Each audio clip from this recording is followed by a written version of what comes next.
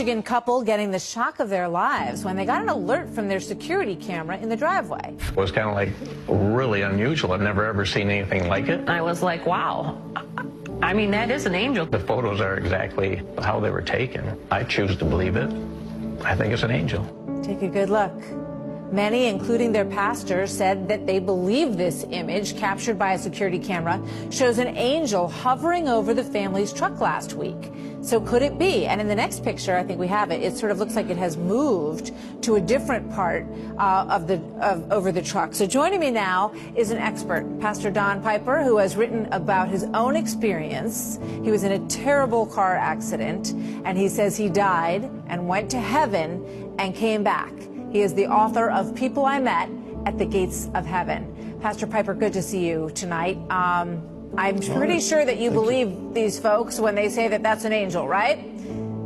I do. I think we're around them all the time. The Bible says in Hebrews that we should treat strangers with absolute courtesy because we never know if they are an angel. And what that says is we ought to probably treat each other better as humans, but it also says that angels are everywhere, and we may not always know who we're talking to. It could be an angel flying above our truck at any time, any place, anywhere. So this was a motion activated security camera that they keep attached to their home to look out over their driveway in their car. So they believe that the motion of this angel that they feel they saw is what set off the motion detector, and they were able to trap it on the video, which you can do if you have one of these cameras.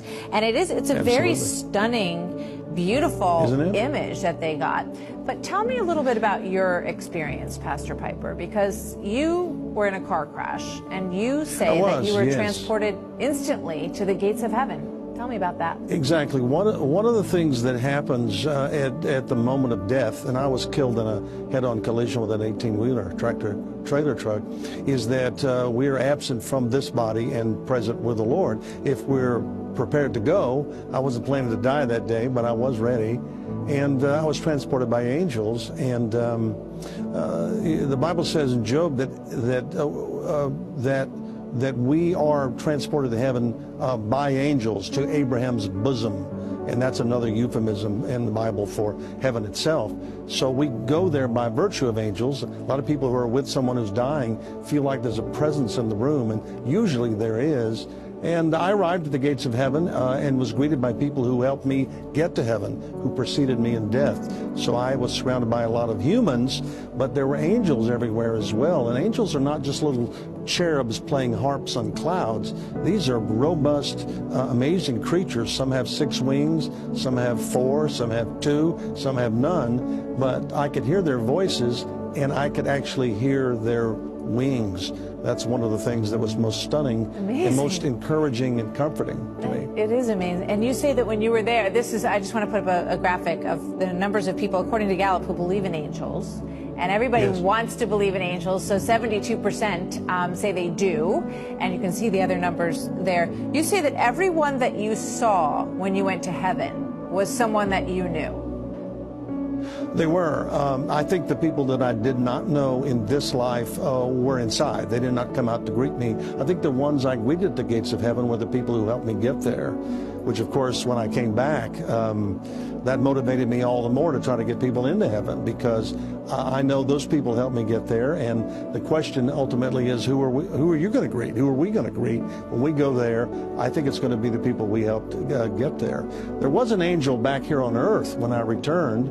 A man climbed in the car of the wreckage because he felt like God told him to. He prayed over the body, and I did return because a lot of people were praying for me who did not already know I was dead. When I came back, I met him 3 weeks later after I recovered enough to be conscious, and I told him, thank you.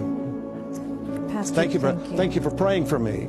And I found that he prayed for me, but I didn't know he held my hand. It's an amazing story. I got to leave it there, but thank you so much for sharing it with us. Absolutely. Good to see you tonight, sir.